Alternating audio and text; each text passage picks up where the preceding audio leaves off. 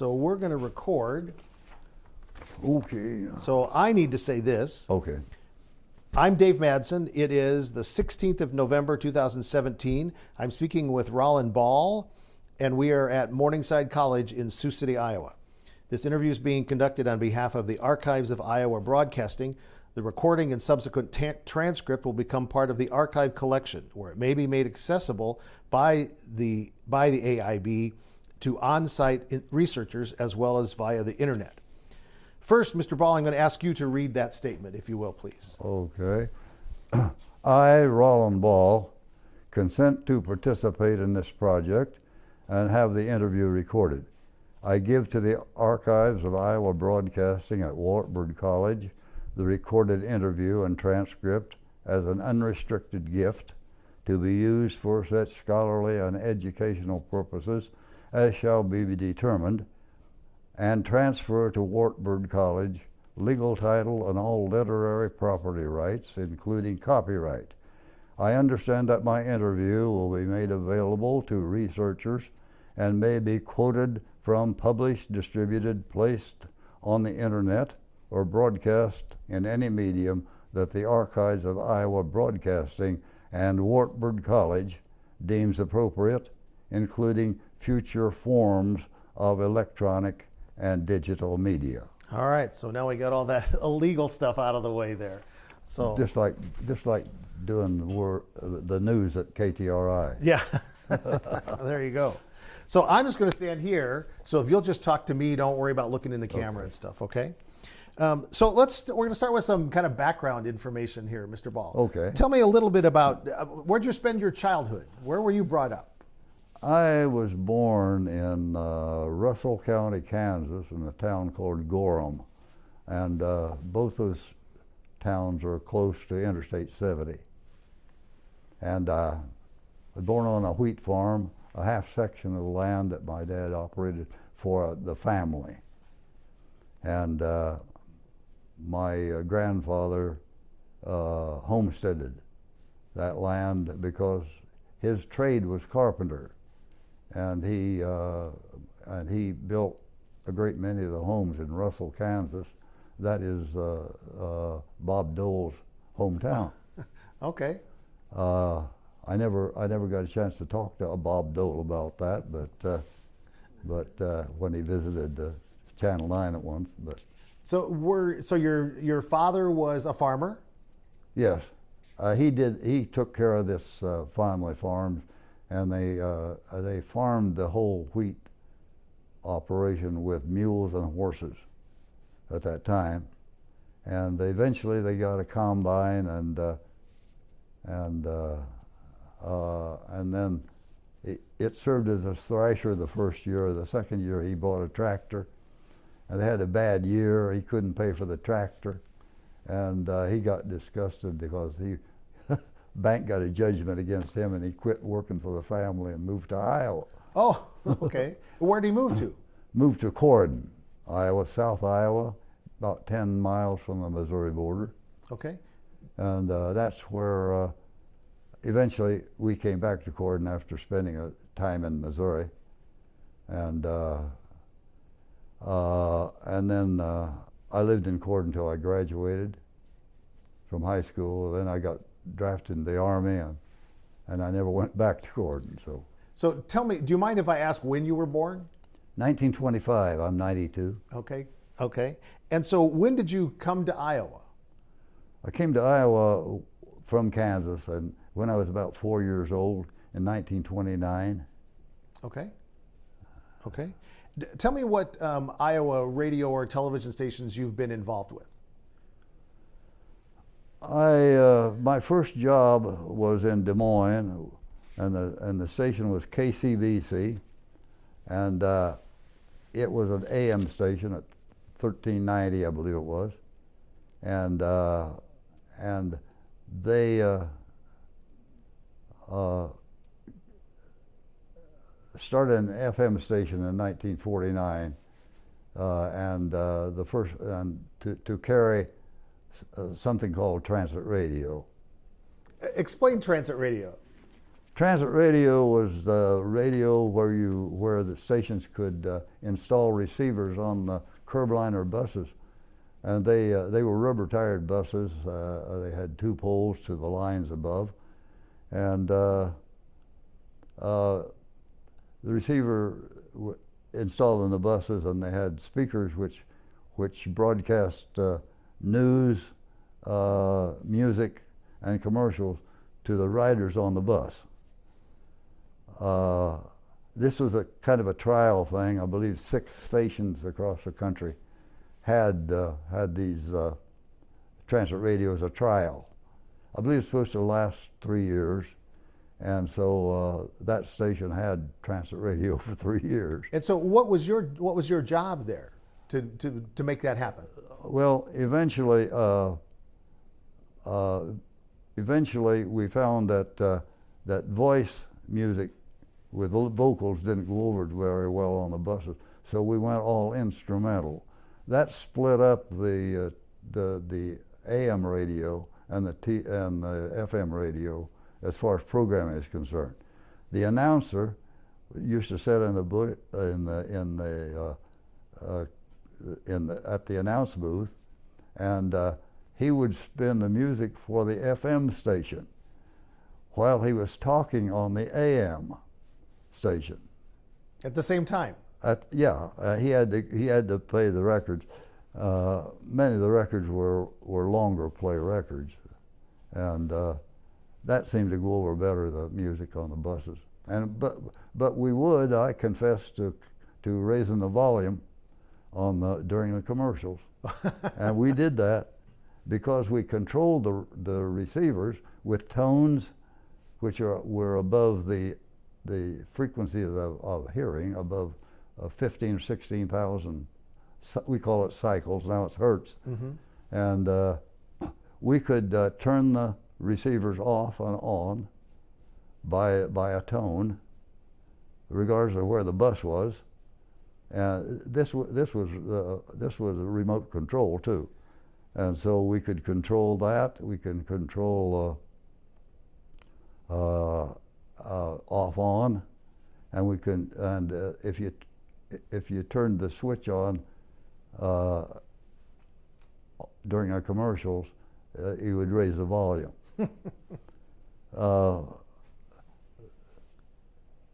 I don't think it was very well received from what we heard from other people, and we only had.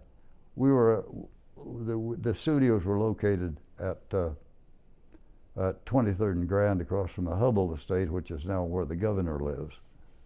And the antenna was kind of a stovepipe-looking thing on the roof. That was the FM station. Later, we acquired a studio just for the FM in the Equitable Life building downtown Des Moines in the tower. That was 19 floors, a tower above 19 floors above the street. We probably had the highest job in Des Moines, or the state. So what year was this have been that you were doing the transit radio? 1949 to about half of 1952. Okay. That would have been about that 3 years. How did you ever get into broadcasting? What did you do? Well, so talk about, first of all, you went to high school, and you graduated from high school, and then you got drafted. Went to service. Yeah. Okay, and then what? And then I came out, and I didn't really. I had planned kind of to go to AIB in Des Moines before the draft came along, and I thought I'd have to get a job in Des Moines, and maybe I could go to school that way. I didn't know. I didn't have too many plans. And then the GI Bill came along, and which was a great thing, and I decided I didn't want an office job that much, and so I kind of decided on radio. I was interested in it, I think, basically because we never had a radio till I was 15, and it was kind of a magical thing to me when I heard it the first time, and so I decided to go to a radio and technical school. And where was that? Kansas City, Missouri. That was Central. There are a lot of graduates around in the broadcast field from Central Radio. They taught radio and television. Altogether, I spent 90 weeks down there, and then I got a first job in Des Moines at KCBC. And that's the station that did the and transit? that station was owned by one of the Bergson brothers who were from Sioux City. And I believe Rollo was the Bergson brother that owned and operated KCBC. And I believe they were interested in the cattle business when some of them were in Sioux City.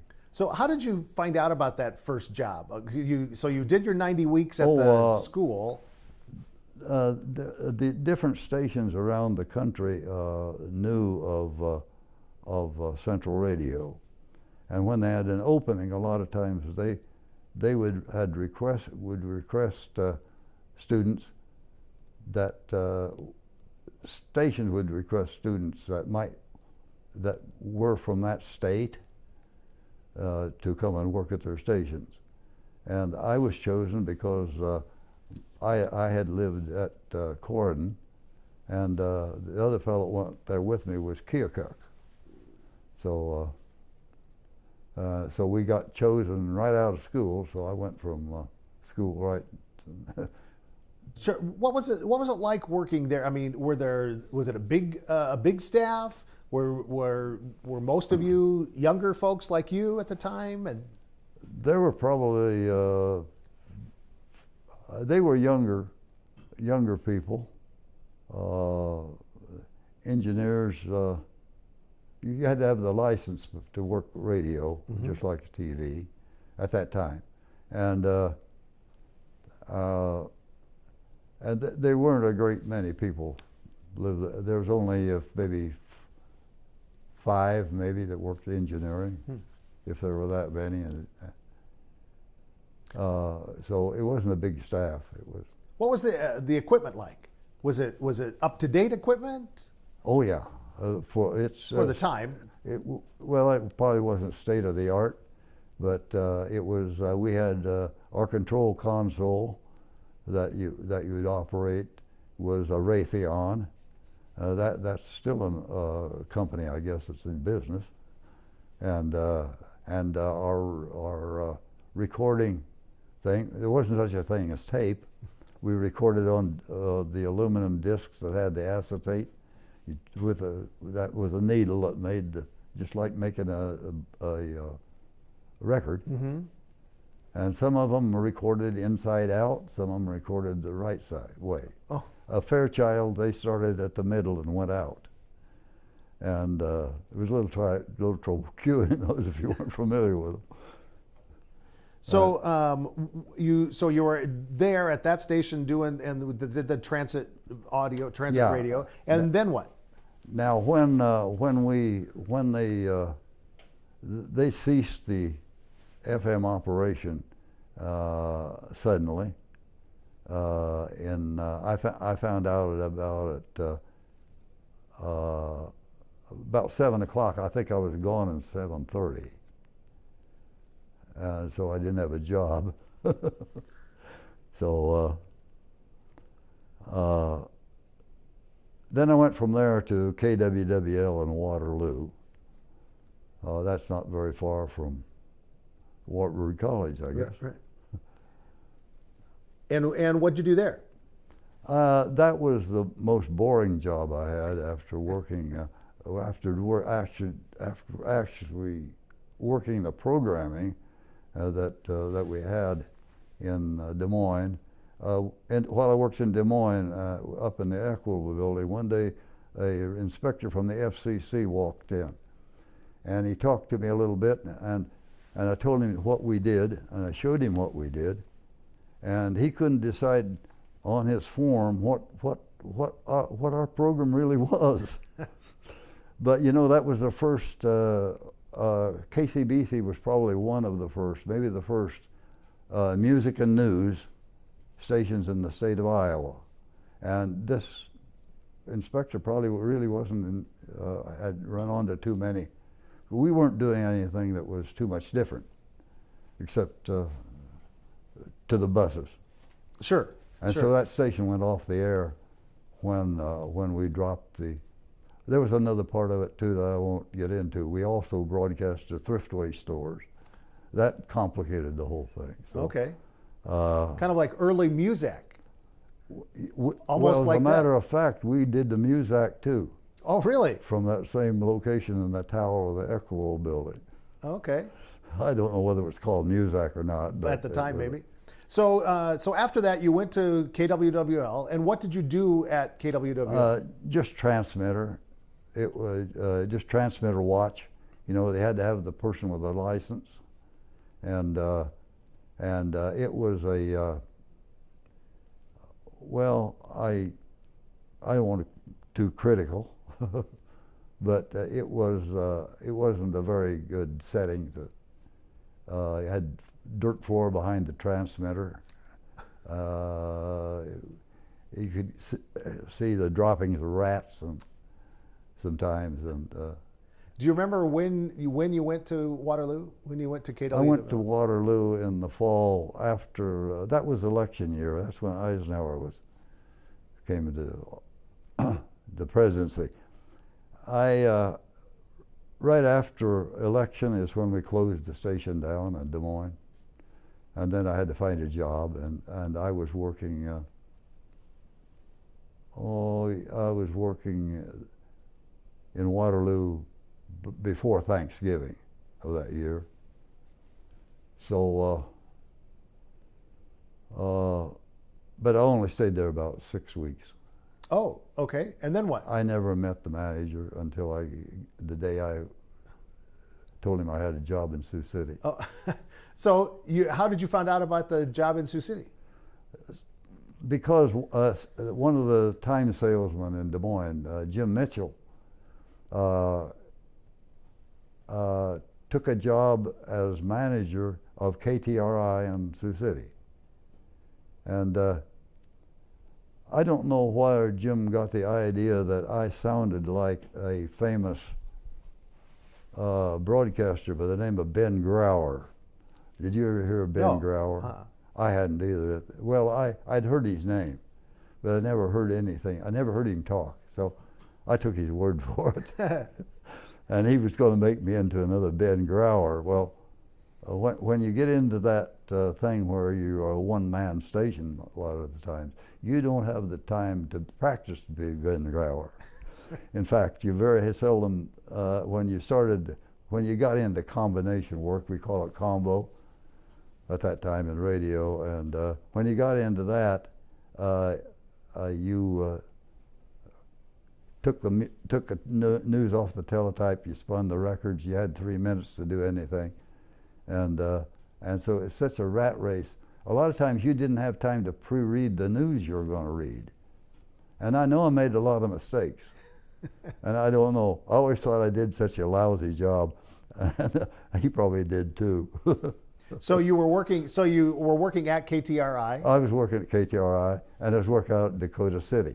Sure. At the time, because they moved the studio out there. So it was a lot of fun. And so I can remember one instance that when we had the flood in 1953, and the whole stockyards area got flooded, and a lot of livestock and cattle were killed down there, and it took a long time to get that operation back. And so a guy called me up one day as an announcement I was supposed to put on the air, and he says, "We've opened our stockyards to sheep." Well, I wrote this down as sheep shipments. And so I got ready to read it, and I said, they're now receiving ship shipments. I said it about 3 times, and finally I just quit.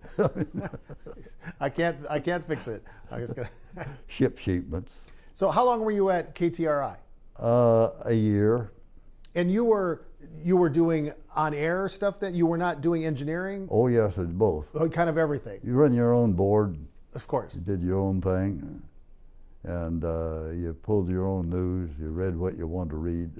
Okay. And then you'd come to something sometimes, and they'd say, "Bust this," and they'd quit the whole story, and you'd run on to that. Now, what do? You know, how are you going to say? Figure your own ending. So you were there for a year at the radio station. Yeah.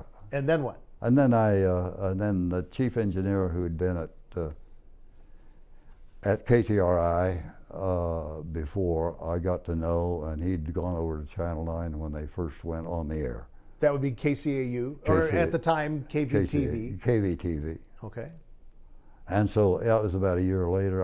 I started about the 1st of February in 1954. Okay. And so tell me what you did there. Basically a transmitter watch there too. Because that was really necessary for that job, because you had to watch the levels of the video, the power level, which changed with power line voltage, and so you had to make a lot of adjustments in the picture and everything. How did you learn what to do there? I mean, you'd been working at radio. How did you all of a sudden know about? I'd had some instruction in television, because it was a television school also. They had built a lot of their equipment, and they didn't have a modern camera. They had an iconoscope camera, and that went way back to the start of television back in the 30s, and so it was pretty much familiar. Transmitters were much more complicated, and. So what do you remember about those early years of television? Oh, I remember one of the things that surprised everyone is because how much programming material that television business took up. They were looking for programming that they could put on the air. A lot of times it started out that we wouldn't broadcast till about noon.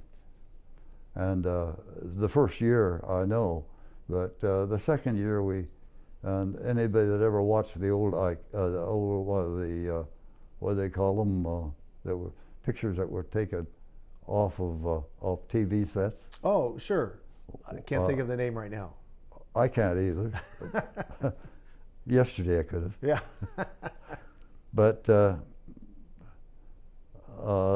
they were. That's something you could put on the air.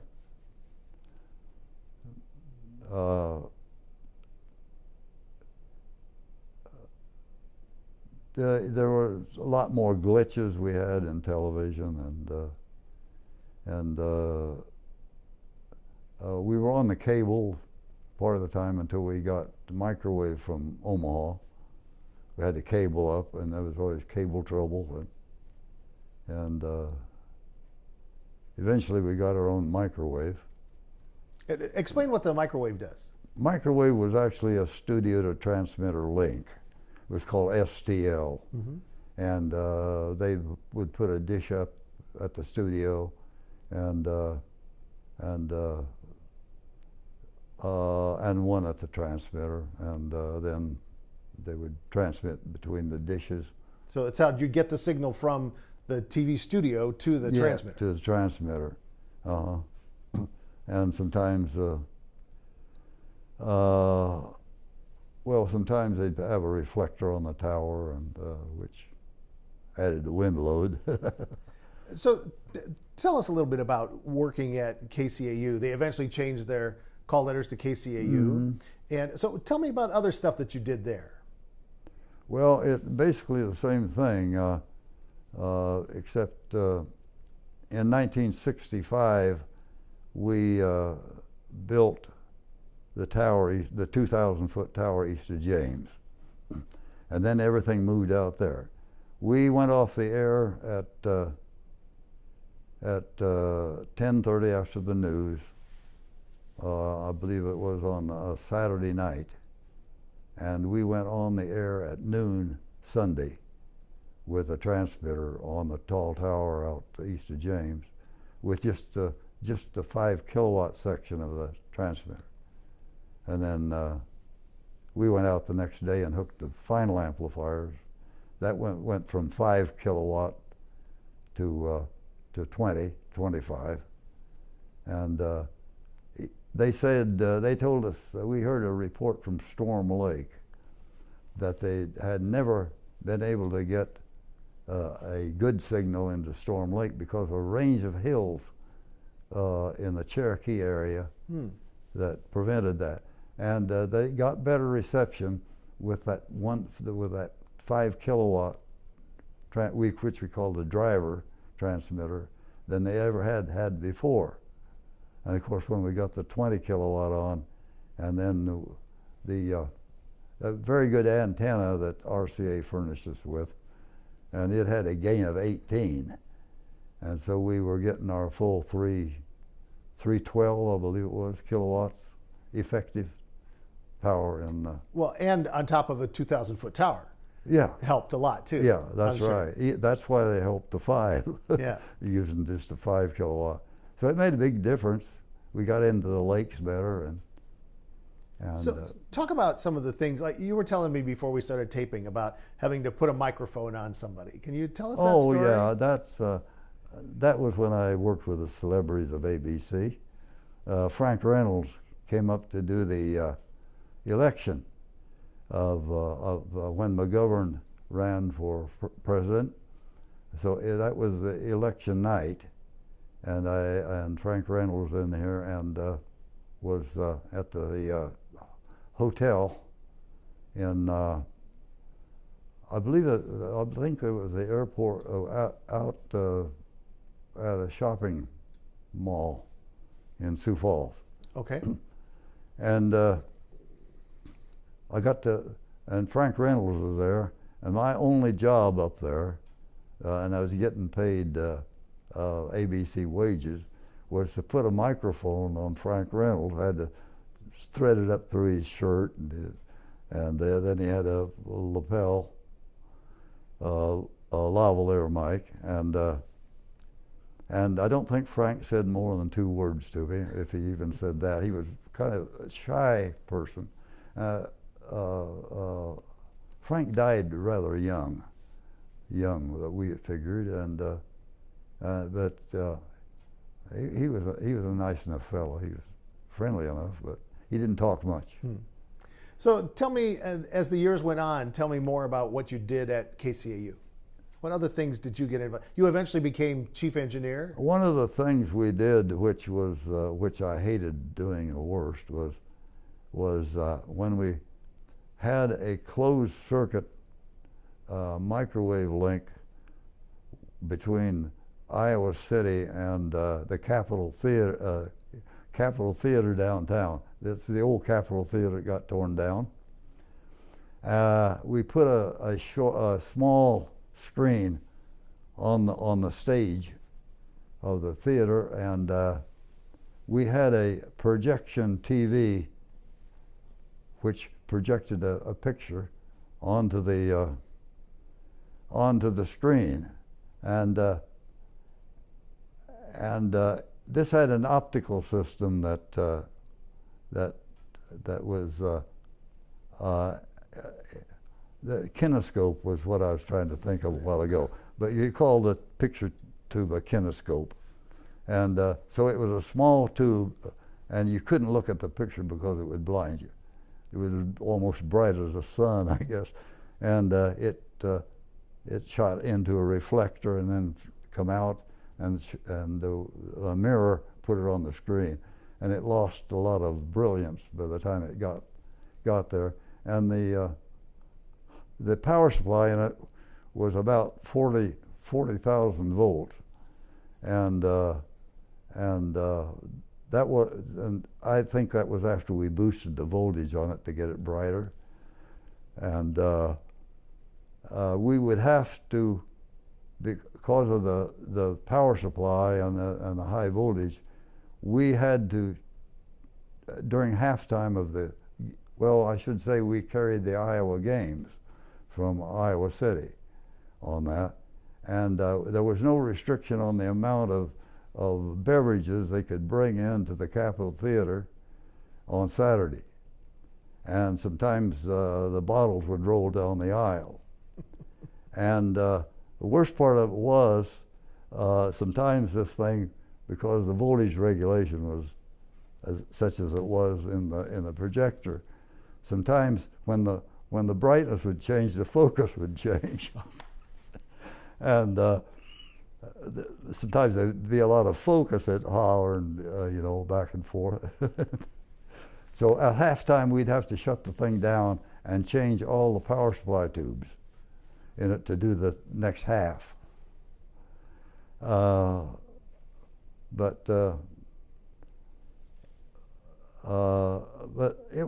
I didn't like the job. I sat out there in the audience, about the third row out, fifth row. We used to take part of the seats out, put that thing out in front of the screen. I was kind of glad when they discontinued that. So talk about how you eventually got the job of chief engineer. When Channel 9 was sold to Citadel, the owner was his name was Lombardo, and he had owned stations at Houston, and had managed stations at Houston, Texas, and in fact, one of the people that worked there was Dan Rather, and Dan Rather was taken to Dallas when Kennedy was assassinated, and that's what really the first time people noticed Dan Rather. That was where he got his start. And anyhow, Lombardo had managed that station down there, and that was called Corinthian at that time. And then he bought Channel 9, and then he had a chief engineer at Houston, Lombardo did, that stayed with him when he acquired some other stations, one at Burlington, Vermont, and so on. And he wanted to retire or not do so much. And so he took the chief engineer from Channel 9, and he was doing a lot of work in New York at that time. And most of it was planning and working as a corporate chief engineer. And at one time he owned 3 or 4 stations, Utica, New York, and Buffalo, and Burlington, Vermont, and Peoria, Illinois, and he had quite a string of stations. And also Rock Island, Illinois. And then so they needed somebody's chief engineer, and I always thought it was an honorary thing because I was going to retire anyhow about a year. So when did you started at KCAU in 1954? 54. You said, and then you became chief engineer when? I became supervisor in about 1967 or so. I became engineering supervisor, and so I usually handle all the troubleshooting that occurred even when I was supposed to be off duty, and so I was doing the bulk of the chief engineer at that time owned a motel at Haywarden, so he commuted back and forth between Haywarden, and so I could get to the problems faster than he could, and that didn't make that much difference. They'd call me anyhow. So I'd basically work all day, and then what I had to do at night. So that's the way the day went. But it was busy. I didn't get bored. And then you eventually said, it's time for me to retire. Yeah. And yeah. when did that happen? Well, then they hired the next guy almost twice as much salary as I was getting. He lasted 6 months. And he was gone. Then the next kid they got was a knob twirler, and he got into more trouble than I used to work off and on. But then when they wanted me to do that again, I figured I didn't want to do them any more favors. So when did you retire? 1990. So I worked there about in February, 1st of February. Okay. So just tell me in general, what do you think was like working in the broadcast all industry? in all, I enjoyed it, and I missed it. Yeah, and I quit smoking at the same time. At the same time as you retired? Yeah, I actually got on jury duty and couldn't smoke very much anyhow. I got on jury duty the next month in March, so. Do you have any other recollections of radio or television's kind of interesting stories of things that went wrong or things that were especially fun to do, or remember memories like that? Well, most of the remotes we did were kind of fun. One of the first, but you couldn't really, it was always kind of fun. We used to go out and to Morningside College when they used to have the drums across America, and we couldn't. There was rules against carrying that live as it was happening. So we'd always come out every year and tape record that thing, and then we would play it at a later date. I always enjoyed doing that because you got to come out and watch the operation and watch their training. That was the interesting thing, when you'd watch them train, because they would make a mistake and then they'd have to do 10 push-ups. And so, you'd be surprised how much, they enjoyed it, all those kids, you know. They kind of moved around the country and they slept in dorms and really had a good time. What do you think about broadcasting today? I think AM is a wasteland.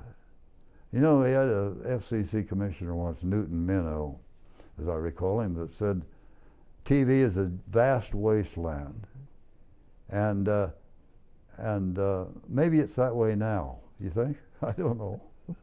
I don't know what people think of it now, but you know, a lot of stuff on the computer is definitely entertainment. Yeah, different. And AM radio is talk radio. I guess that saved AM radio. I don't know. Just as Elvis Presley saved FM, because FM, you know, was stations were closing up. KCAU used to have an AM back in the 50s on top of the hill over here, where where the house was built. They had the different sides. Oh, sure. Was that Octagon? Yeah, the Octagon. The Octagon. Yeah, over on that same hill. Okay. No, they had a hill up, I don't remember what it was called. So any last minute things to tell people about what broadcasting was like, what you remember about broadcasting? Just, or general comments at all about what it was like to work in broadcasting in Iowa? Well, I enjoyed it, but I think the thing we enjoyed was trying to work out problems. Turned out to be a lot of fun sometimes. You'd have to know, where am I going to put the microwave to get a show out of Morningside College with one microwave? Was impossible. Right. Yeah.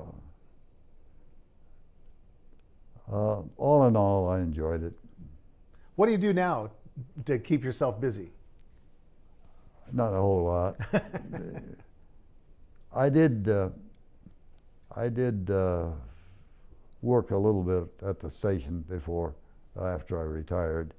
And then in '96, after I'd been retired, I went out in Nebraska to also work for the stations, the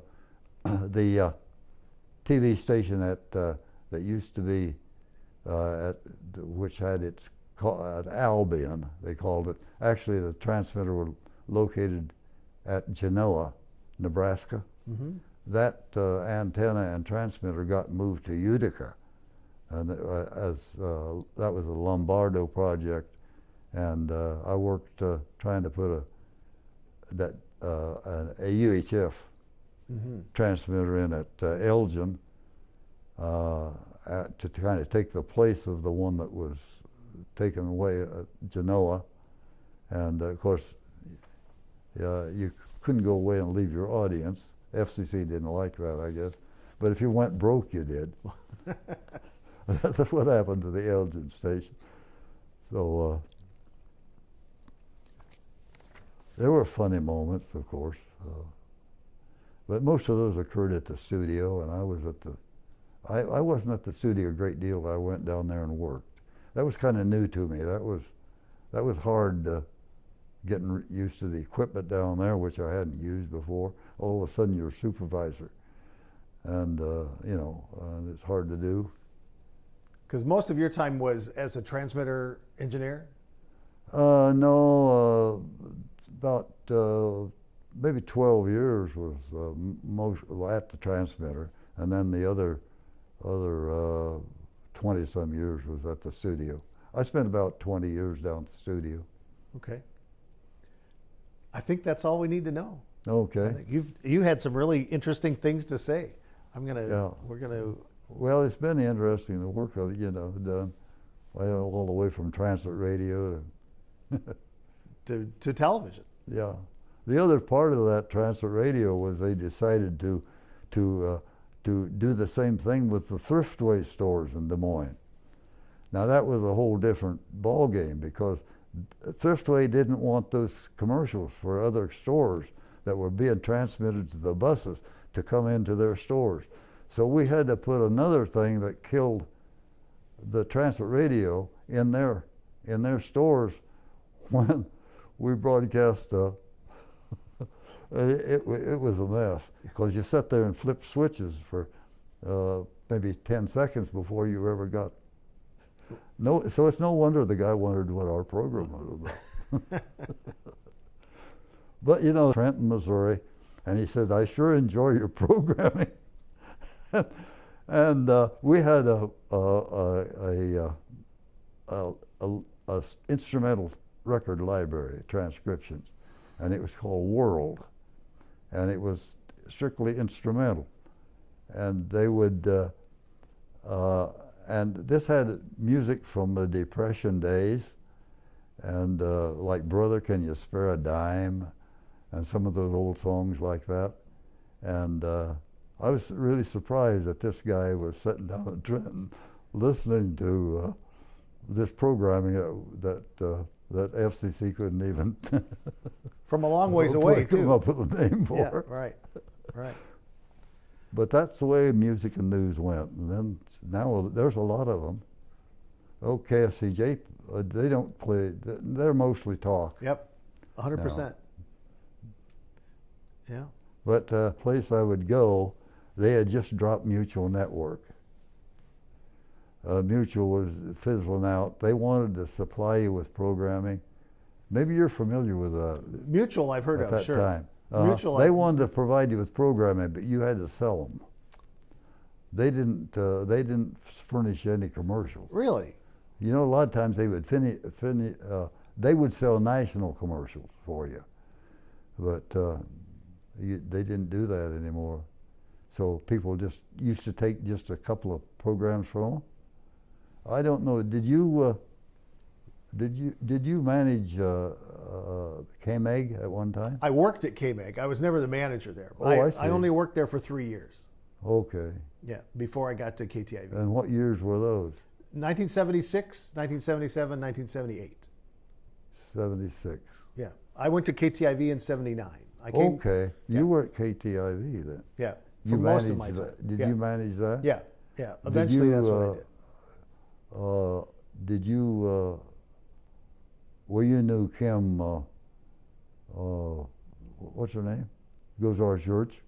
Kim Cleaver? Kim Cle- Kletschke? Yeah, Kleski. You yeah. bet, because she Yeah. was our sales manager. Uh-huh. Okay. Well, she became manager, didn't she? She was a general sales manager. Oh, is that right? I knew Paul O'Brien too. Oh, of course, I because he think- came from KCAU. Yeah.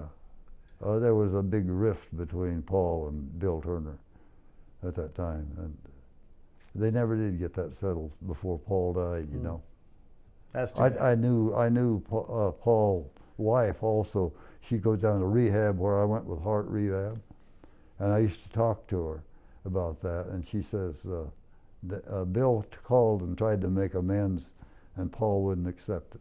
Really? Yeah, because he had replaced her. But I thought she became general manager. No, she was Sales manager. Sales manager. Okay, that's right. Yeah. Yeah. So Okay. yeah, I was at KMAG for 3 years, and then I went to KTIV. And Oh, I see. Did a whole bunch of things at KTIV. Yeah, yeah. So. All Bill Turner used to say that's water over the bridge. right.